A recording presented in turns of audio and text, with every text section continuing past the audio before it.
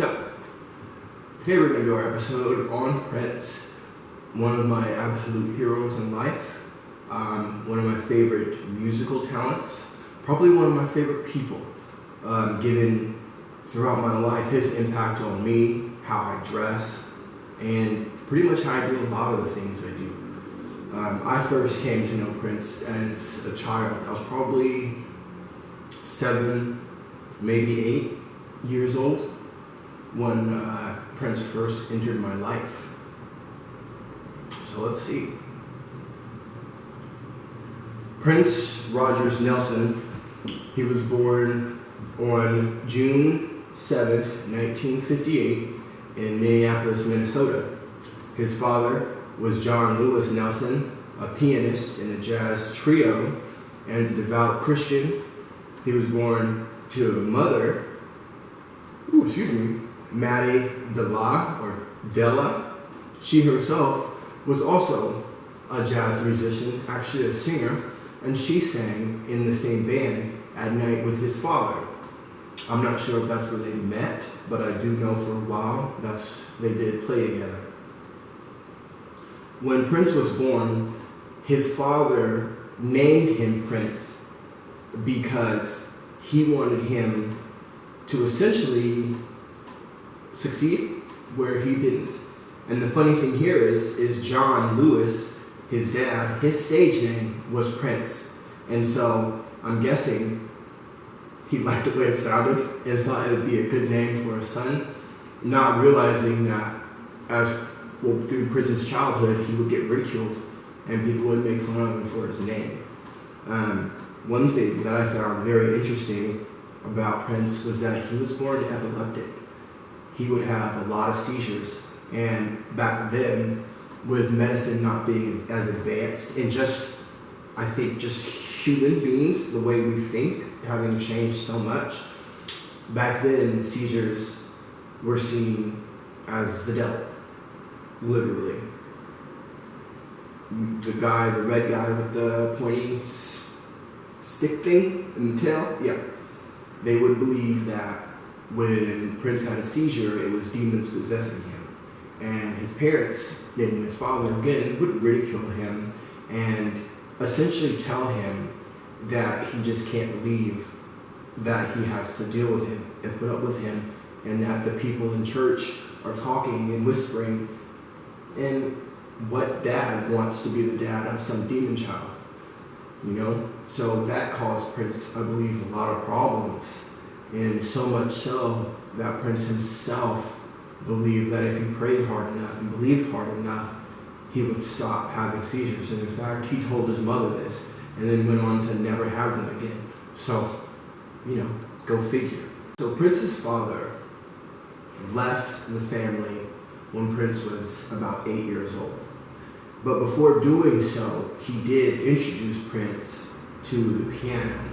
In fact, Prince would ask him over and over and over again, could he teach him? And his father, at first, would reply, "You think you're better than me? I'm going to teach you nothing."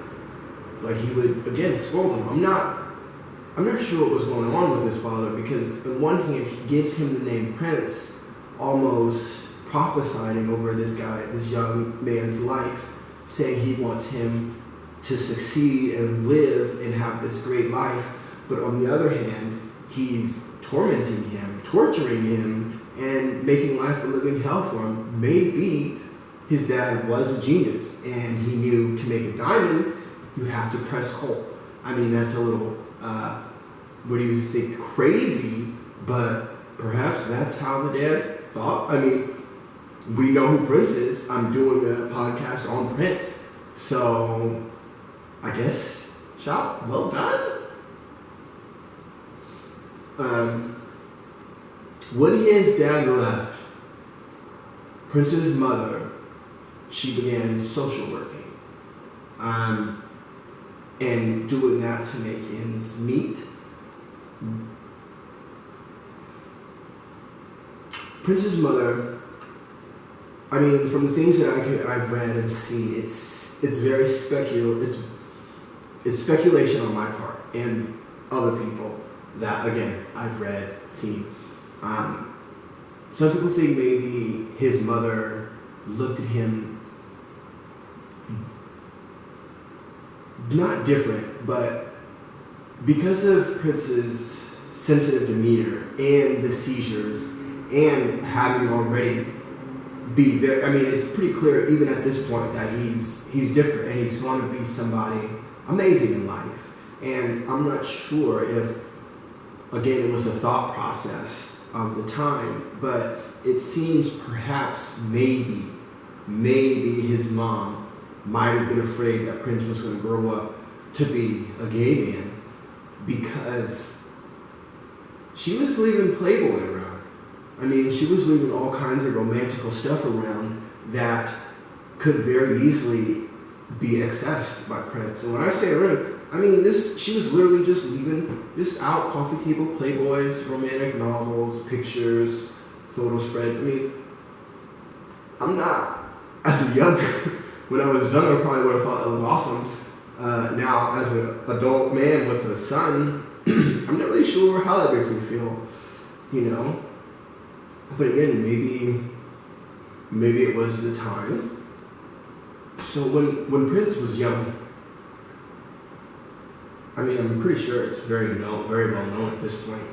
I'm definitely not the first person doing a mini podcast documentary thingy on Prince.